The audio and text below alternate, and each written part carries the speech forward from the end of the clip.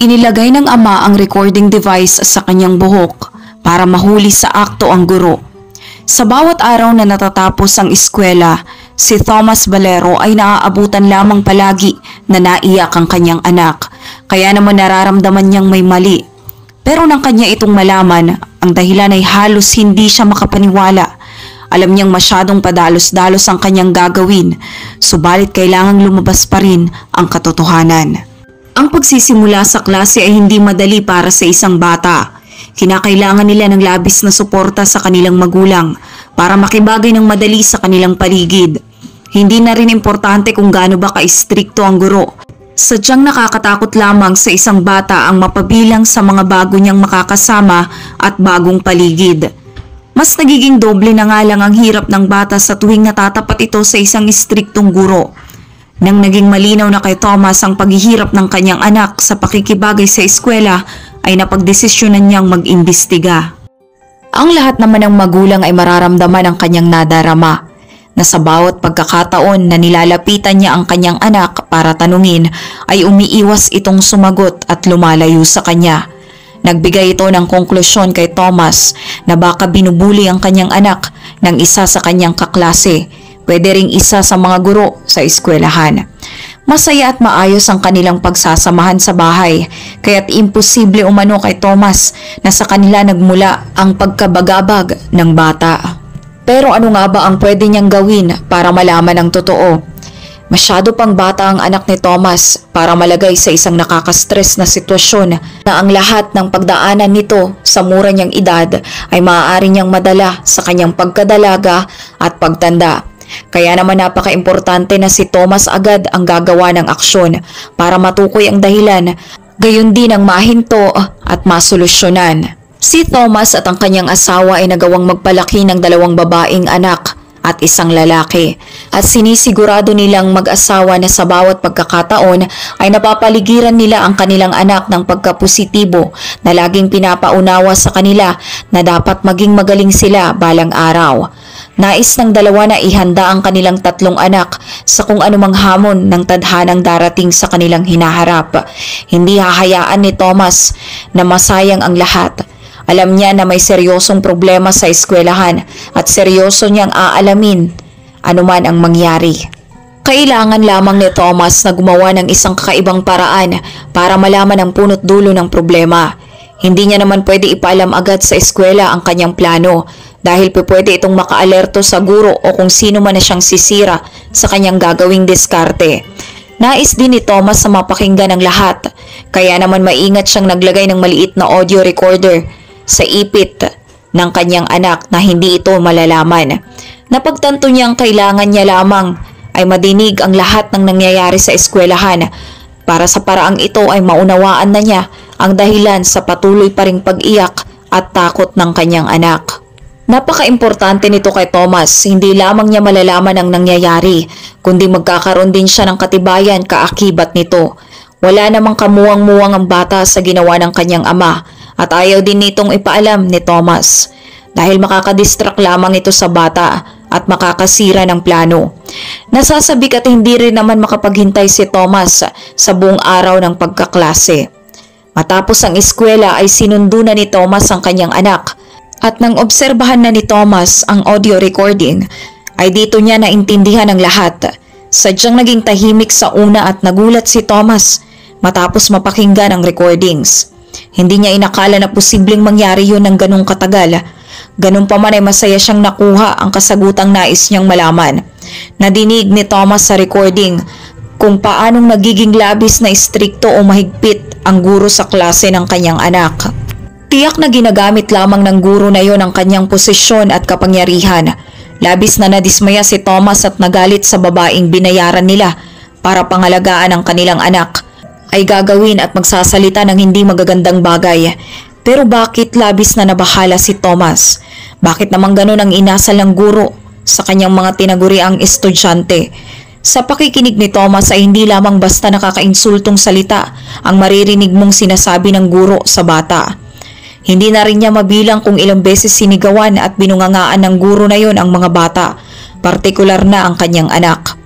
Nadidismaya si Thomas nang malamang may mga ganong guro pala na gumagawi sa ganung bagay. Kaya naman oras na ito para dalhin niya ang issue sa public school district. Sa tuwing may isang bagay na nangyari sa ating anak, ay mahalagang lumapit tayo sa isang tao na may kapangyarihan na alam nating talagang makakatulong. Ang tanungin ng guro ng harapan ay wala ding kahihinatnang maganda. Kaya't nagdesisyon si Thomas na imbis makausap ang guro ay mas malaki ang tsansang maisaayos ang lahat sa paraan na kanyang gagawin. Nadismaya naman si Thomas nang tila mababaliwala pa ang lahat ng kanyang pinagsumikapan. Napakasakit para sa kanya na madinig na ginaganon lamang ng isang guro ang kanilang anak. Hindi na rin naman naniniwala si Thomas sa pinagsasabi ng mga school district at tatawag na lang sa kanila para makapag-update. Naiinis si Thomas na walang magawa ang administrasyon ng eskwelahan para mapaalis agad ang guro o masuspende man lang.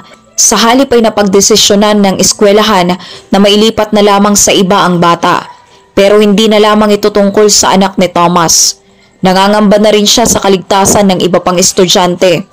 Bilang magulang ay tumitindig na rin si Thomas para sa iba pang batang maaaring maranasan din ang siyang nararanasan ng kanyang anak. Naiirita siya sa waring hindi man lang pagsuporta ng administrasyon ng eskwelahan para magkaroon ng pagbabago sa lahat para sa kapakanan ng mga bata. Habang nagtuturo ang guro na yon ay marami pa itong bata na matatakot. Sa punto na nagawa na rin ng iba pang magulang na tumindig para sa kanilang mga anak ay tila wala pa ring interes ang eskwelahan na ayusin ito. Sadyang wala lamang bokabularyo ng isang magulang ang sumuko anuman ang maaaring kahinatnan ng lahat. Nababaliwala ang lahat ng hakbang na ginawa ni Thomas para sa kapakanan ng kanyang anak at iba pang bata. Pero nagsimula ring mag-iba ang lahat matapos siyang magsagawa ng petisyon sa change.org. Di katagalan ng lahat ng magulang ay nagalit ng sobra. Agad-agad ay nagrally ang publiko sa harap ng eskwelahan. Dala ang isang papeles na may mahigit 2,000 pirma ng mga magulang para sa dismissal ni Mrs. Duncan sa lalong madaling panahon. At hindi na rin sorpresa para kay Thomas na mapaharap sa spotlight ng media nang nagdatingan ng mga ito.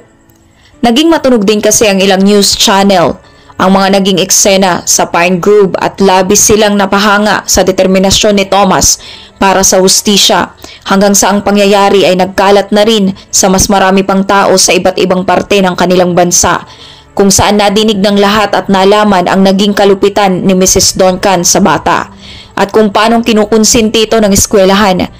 Kahit maaaring maapektuhan nito ang kanyang trabaho, ay masaya pa rin si Thomas at napatunayang laging may paraan sa pagbabago. Ang anumang kasamaang ginagawa ng isang guro sa bata ay tatatak sa kanya hanggang sa paglaki. Mga bata na hindi pa kayang magsalita dahil sa kanilang kahinaan at labis na emosyon.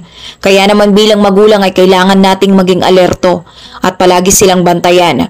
Kung nabaliwala lamang ni Thomas ang lahat ng kanyang napapansin at nahayaan ang pangyayari, ay maaaring magdulot ito ng malalang epekto sa kanyang anak at matraumatize ito ng todo.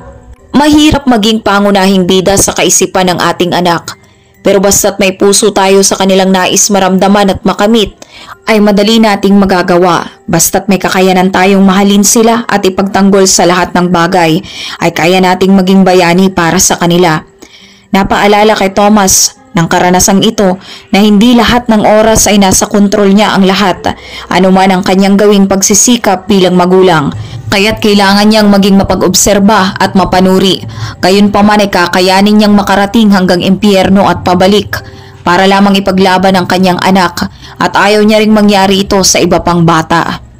Sa bawat guro ay dapat maging inspirasyon ng bawat bata o kanilang estudyante sa paraan ng kanilang maganda at mahusay na pagtuturo, na hindi sila kailangang magpakita ng mapang-abusong ugali o pagiging dominante na magbibigay sa kanila ng takot.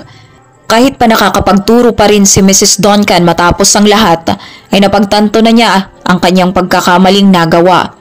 Umaasa pa rin ang mga magulang na ang nais nilang pagbabago ay mangyayari, lalo na sila ang nasa tama. Nang dahil sa maikling pasensya ng isang guro, ay malalagay sa hindi magandang reputasyon ang buong eskwelahan na walang magbabago at kung walang kikilos at titindig para sa tama. Umaasa si Thomas na hindi masayang ang lahat, na sana'y magkaroon kahit na kaunting pagbabago para sa iba pang mga bata. Sa ngayon ay ibang guro na ang humahawak sa kanyang anak At kung ano man ang nangyari, alam ni Thomas na dahil sa kanyang ginawa ay napatunayan niya sa lahat na isa siyang mabuting magulang at ama sa kanyang mga anak. Kahit pa marami siyang kinakailangang pagdaanan para mapatunayan ito, ano't ano